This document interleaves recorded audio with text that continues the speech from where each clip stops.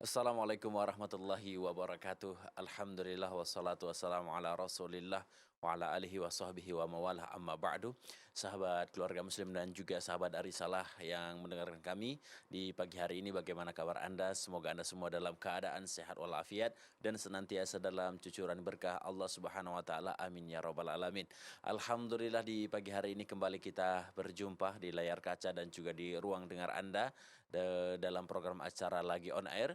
Dan di studio tentunya tidak saya sendiri, sudah hadir bersama kita semua, Mas yang cukup ganteng. Mat, sehat Mat? Alhamdulillah sehat Om Wiring. Pagi-pagi jangan bengong Mat. Aku dibilang ganteng agak gimana gitu, Masya Allah. Iya, kan kita butuh ini branding gitu Oh Mat. branding. Mana tahu abis ini ada tawaran ngiklan, lumayan lah. Insya Ya, Allah. biasa bintang iklan ganteng-ganteng Om Wiring. Yang ganteng sangat Ya, dan yang kurang ganteng sangat. Biasanya ah, gitu dia, sedang-sedang jarang. jarang kan. Iya, mudah-mudahan tergolong dalam ganteng sangat ya, insya Allah. Ya, Baiklah, amin lah. sahabat Walaupun kayak nggak ikhlas gitu ngomongnya. sahabat keluarga muslim dan juga sahabat dari salah ya. Di pagi hari ini insya Allah pembahasan kita nih. Ya, Jadi tentang apa tadi, Mat? wah ini agak horor sedikit Om Wiring gitu. Horor. Ini kalau bisa disetel lampunya hidup mati gitu nggak bisa nih. Nggak bisa. Horor ya. Iya, ini Oke. tema kita ini Om Wiring, Heeh. suara iblis. Kan ngerem kayak Suara judul film horor kan? Iya betul betul betul. Nah, Ini kayak ini udah bisa jadi referensi nih. Takutnya setelah ini akan rilis nih kan. oh, kita Suara buat iblis. kita buat film horor. Iya, mana tahu produser-produser hebat Indonesia jadi kepikiran. Oh iya betul juga nih gitu. Mantap ini. Ya. Nanti kita ajak main Bang Biring jadi hantunya. Ya. Nah, alhamdulillah sahabat keluarga muslim, bagaimana nanti nih pembahasan kita tentang suara iblis? Ya. Apakah sehoror apa yang diceritakan oleh Mas Slamet? Oh, Mhm. ini langsung saja kita sapa pemateri kita di pagi hari ini. Alhamdulillah sudah hadir bersama kita Ustadz Muslim Aslan. Ya. Hafizahullah taala. Assalamualaikum Pak Ustadz. Waalaikumsalam warahmatullahi wabarakatuh. Masya Alhamdulillah, Allah. masya Allah Pak Selamat. Ustadz. Ya, ini tema kita ini menggemparkan seluruh Iya, Indonesia nih. saya kira tadi Apa itu? orang bercanda gitu kan. Rupanya serius. Serius Bang Biring? Suara iblis ya. Suara Suara iblis. iblis. Ini jadi judul film horor nih. Ini memang sengaja diambil karena hari Jumat kali. Oh iya. Oh iya, Ustadz. Nah, Ya. pembahasan tentang suara iblis nih, insya Allah ya, Ya. sahabat keluarga muslim dan juga sahabat dari salah.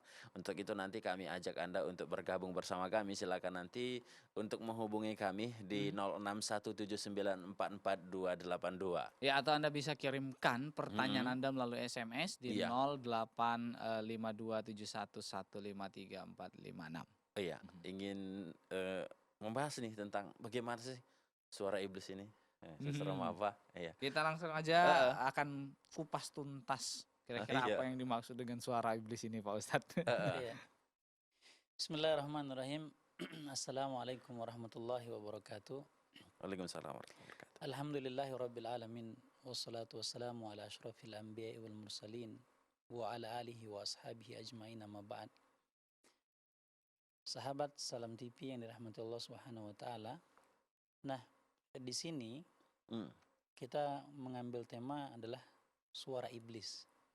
Apakah kemudian iblis bisa bersuara dan kapankah kita mendengarnya dan bagaimana implementasi suara iblis ini. Nah, dalam ayat Al-Quran yang kejadian ini, peristiwa ini adalah ketika iblis dikeluarkan dari surga. Ketika iblis tidak mau taat kepada Allah Subhanahu wa taala, maka kemudian kata Allah, maka keluarlah. Dan kemudian Allah mengatakan di dalam Al-Quran, di dalam surah Al-Isra ayat 64 dikatakan wastabziz man istata'ta minhum bisautik.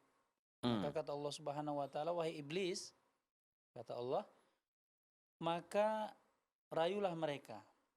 Maka wastabziz, maka ganggulah mereka. Siapa itu yang diganggu, yang dirayu, yang disesatkan adalah manusia bisautik. Nah, kata Allah, dengan suaramu. Nah, berarti menunjukkan bahwasanya iblis itu punya suara. Yang kemudian bagaimana agar kita terus terjerumus manusia ini dengan suaranya iblis. Ini yang pertama, menunjukkan bahwasanya iblis punya suara. Nah, bagaimanakah suaranya?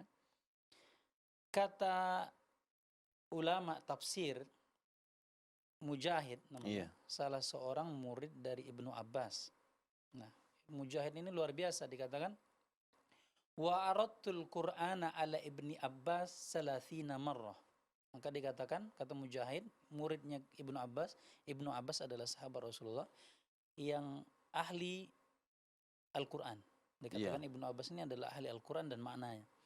Maka dikatakan aradtu ala Ibni Abbas Al-Qur'ana thalathina marrah. Bahwasanya aku sudah talaki ke Ibnu Abbas itu sebanyak 30 kali.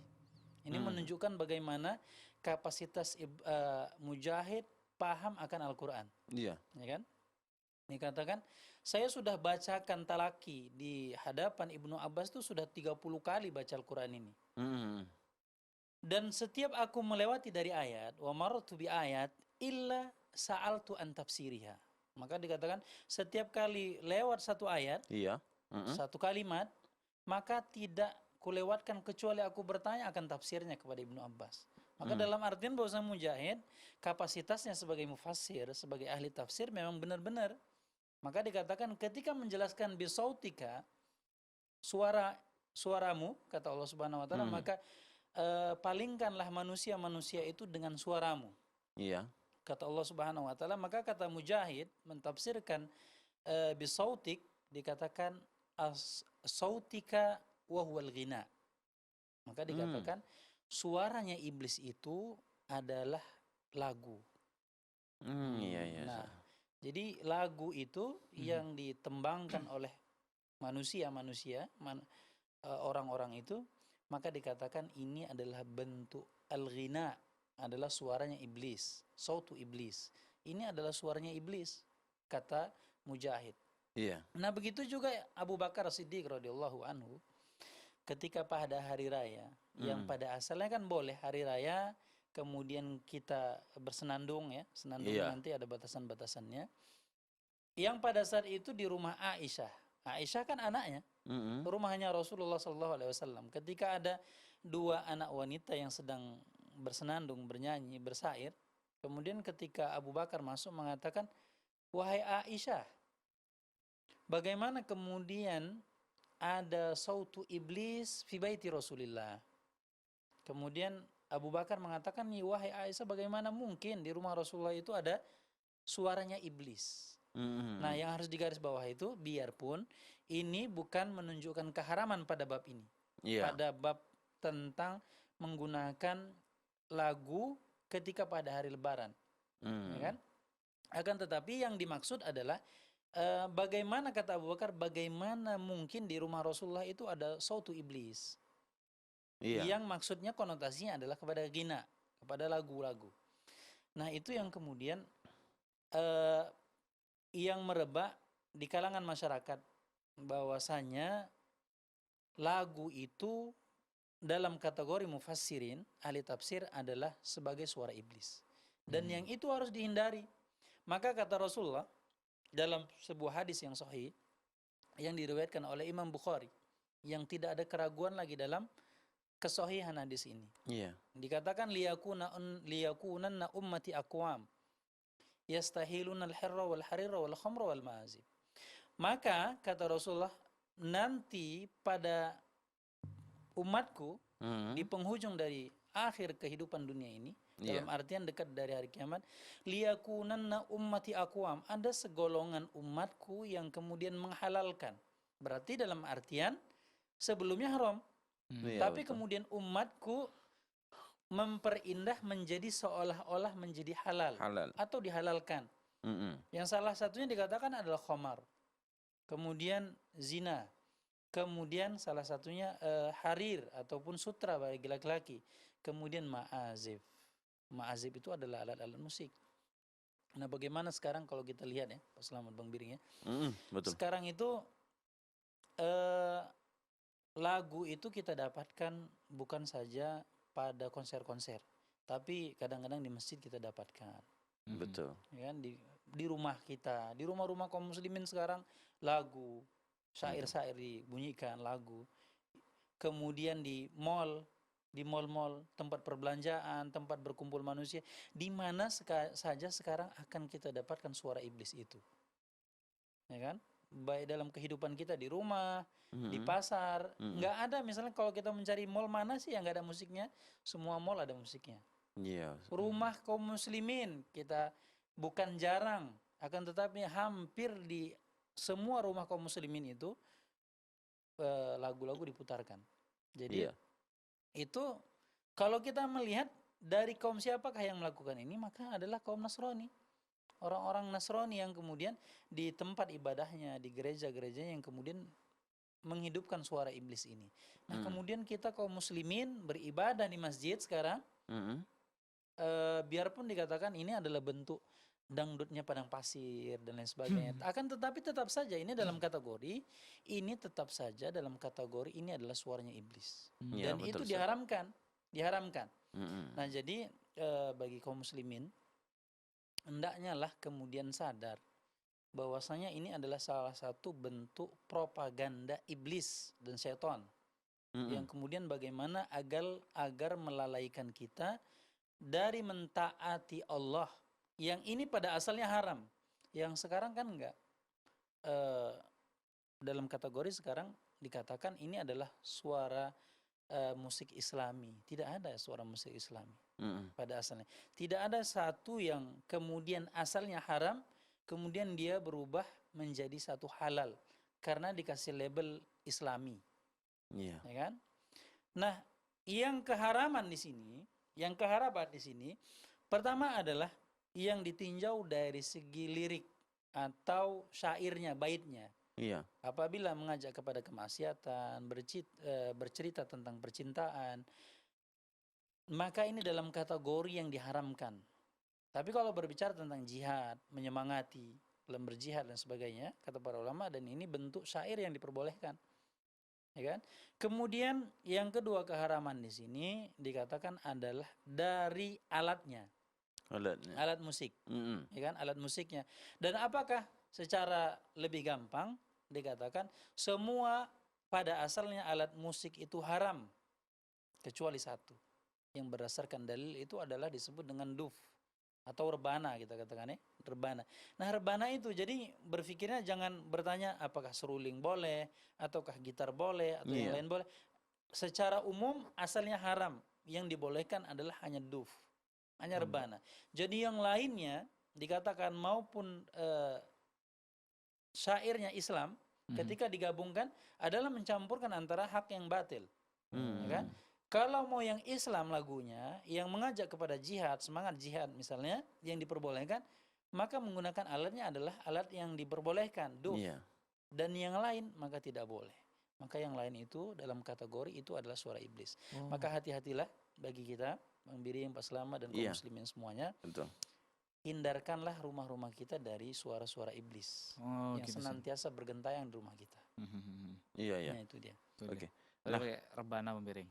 Ada juga Ustaz salah satu tambahan dari alat musik Islami, tutup botol. Yang kayak tutup botol apa ya? Cek gitu. Nah, itu kan juga masuk apa di set? Apakah dia masuk duf juga? Ecek-ecek gimana bentuknya nih? Dari tutup botol ya? Ada yang ditutup botol. Iya nggak sih, Set? Ada yang apa ya? Bisa dicari gambarnya nggak sih? Ah, ya itulah Set, Mungkin ecek-ecek ini, Set. nanti kita bahas untuk kerincing-kerincing Pak Ah, Ustadz, oh, kalau Kan ada itu habis Set, lah. ecek-ecek. Ya tetap saja dalam kategori dia yang dilarang ya. Oh. Iya. Karena memang berdasarkan hadis itu yang dibolehkan adalah duf. Karena Iya. pada zaman Rasulullah kita dapatkan juga ada seruling dan lain sebagainya. Contoh misalnya Ibnu Abbas. Ibnu Abbas itu ketika ditanya oleh para sahabat lain dikatakan, wahai Ibnu Abbas, bagaimana pendapat kamu tentang nyanyian laguan, Mm-mm. lagu-lagu yang diputarkan atau yang dinyanyikan oleh para pengembala yang Iya, menggunakan betul. apa? Seruling dan sebagainya kan? Biasanya pengembala. Nah, kemudian Ibnu Abbas membuat satu perumpamaan. Dia mengatakan, wahai temanku, dia katakan, seandainya nanti pada hari kiamat dikumpulkan seluruh amal soleh, Mm. dan salah satunya adalah kalimah thayyibah, zikir. Ya kan, kalimah-kalimah thayyibah kita mengucapkan la ilaha illallah wahdahu la syarikalah. Nah, kira-kira kata Ibnu Abbas, nyanyian yang sering kita nyanyikan itu, yang kemudian kita asik, kita menghayati, kadang-kadang kita nangis, kadang-kadang kita terikut, terbuai di dalamnya. Kata Ibnu Abbas, nyanyian tadi yang kita nyanyikan apakah tentang diputuskan, kadang-kadang putus nyambung dan lain sebagainya, ya kan? Iya. Yang sering kan? Apakah nyanyian ini berkumpul dengan zikir-zikir ini ataukah dengan yang lainnya? Maka kata para temannya, nggak mungkin dia berkumpul dengan Al-Quran, dengan zikir kalimat thayyibah, ucapan la ilaha illallah, nggak mungkin lagu-lagu ini, laguan cinta dan sebagainya ini berkumpul dengan yang ini. Iya. Maka kemudian kata Ibnu Abbas, berkumpul dengan siapa? Berkumpul dengan yang lainnya, sesuatu yang tidak baik. Maka kalau kalian mengira bahwasanya lagu para pengembala itu yang kemudian dengan serulingnya bernyanyi, nyanyian yang kemudian lagun, yang membuat lalai dan sebagainya, itu saja secara logika kalian mengatakan tidak akan berkumpul ini antara minyak dengan air pada hari kiamat, maka begitu juga secara hukum. Ya tidak mungkin dia berkumpul dengan sesuatu yang halal. Iya. Terima kasih banyak Pak Ustadz. Alhamdulillah. Kita mungkin jeda terlebih dahulu Pak Ustadz ya. Alhamdulillah. Nah, sahabat keluarga muslim dan juga sahabat dari Salah yang mendengarkan kami di 95,7 FM. Insya Allah kita akan lanjutkan kembali pembahasan kita. Namun tentunya setelah jeda pariwara berikut ini.